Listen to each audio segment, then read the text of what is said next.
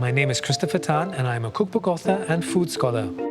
This video belongs to a series introducing 3 of the permanent galleries at the National Museum of Singapore, which present snapshots of life from the different eras of Singapore's history. In these videos, I will share some recipes inspired by cooking styles and ideas from these various eras for dishes which are both similar and different to the food we enjoy today.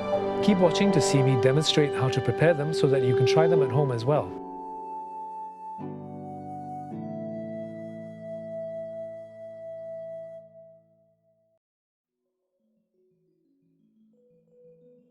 In this episode, we travel back to the 1950s, 60s and 70s, the early years of Singapore's nationhood.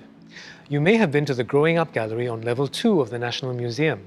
As its name implies, this gallery offers insights into the experiences of growing up in Singapore during this period through familiar social spaces where children would have spent most of their time. Amid the uncertainties and challenges of the post-war era, children were still able to have happy childhoods.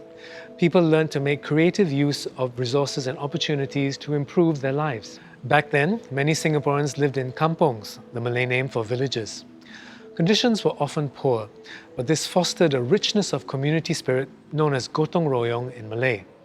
Everyone knew and looked out for each other, and families often shared food and entertainment, especially at festival times.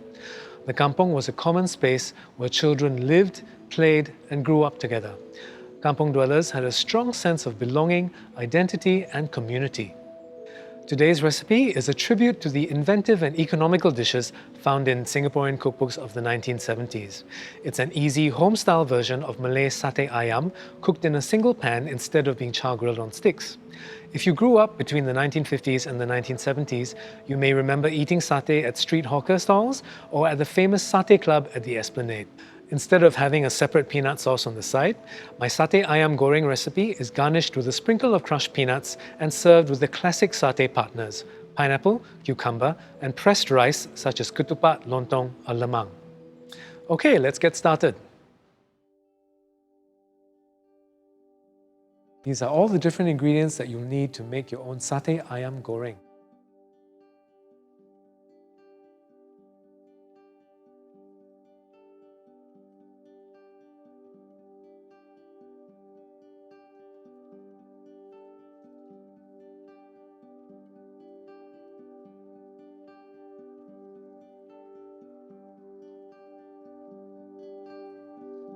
Now I'm going to cut up some of the ingredients that go into the spice paste or rempah for the satay ayam goreng.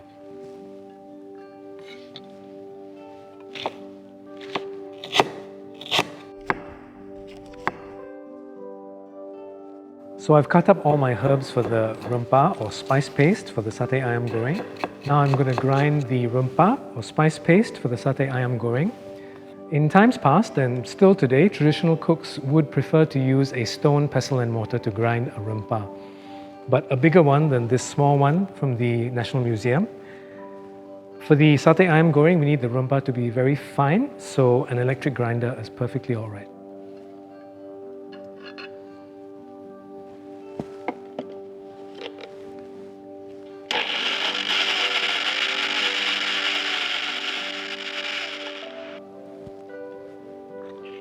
Once the paste is nice and fine, we're going to mix it with the chicken and then stir well to thoroughly coat the chicken pieces with the rempah. Cover the bowl and let the chicken marinate for 1 to 2 hours in the fridge. So the chicken has been marinating for a couple of hours now and it's time to cook it. Today I'm using a modern non-stick wok to cook the chicken, but traditional cooks of yesteryear and today would prefer a heavy metal wok and traditional frying spatula like this one, both from the National Museum, and these are very heavy and very durable. I'm going to preheat my wok. When the wok is hot, I'm going to put the oil in, and then when the oil is hot, we're going to add the chicken and start to fry it. For the best flavor, I am using boneless chicken leg and or thigh meat today, cut into large bite-sized pieces. It's up to you whether you leave the skin on or not. Some skin will add more flavor to the mixture, but too much skin may make the satay ayam greasy. First, I will fry it, stirring constantly until the chicken pieces have just changed color, which means that they're cooked on the outside only. Now that the chicken has all changed color, I'm going to stir in the coconut cream, the palm sugar and the lime leaves, which I will crush first. I will reduce the heat slightly and then continue to cook, stirring frequently until the chicken is cooked through. And depending on the size of your wok and the strength of your flame, this will take roughly half an hour. I've been frying for about 10 minutes now. You can see that the gravy is noticeably thicker, but we have a way to go yet. So I've been frying for about 25 minutes now, and as you can see, all the gravy has dried up and thickened and is now clinging to the chicken pieces as a thick paste. So during the last stages of cooking, do not stir as often. Leave the chicken be so that it has a chance to brown on the underside. So I'm just going to taste it, and I will adjust the seasoning with a little bit more salt, a little bit more sugar, and a squeeze of lime juice.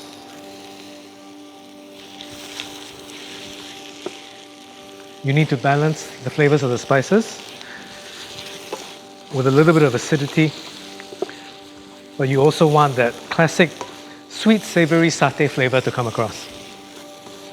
Okay, the chicken is done and it's time to dish it up.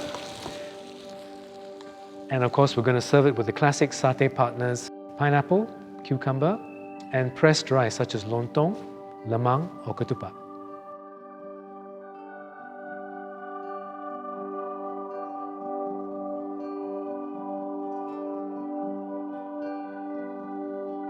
If you'd like to save this recipe for your reference, simply take a screenshot now.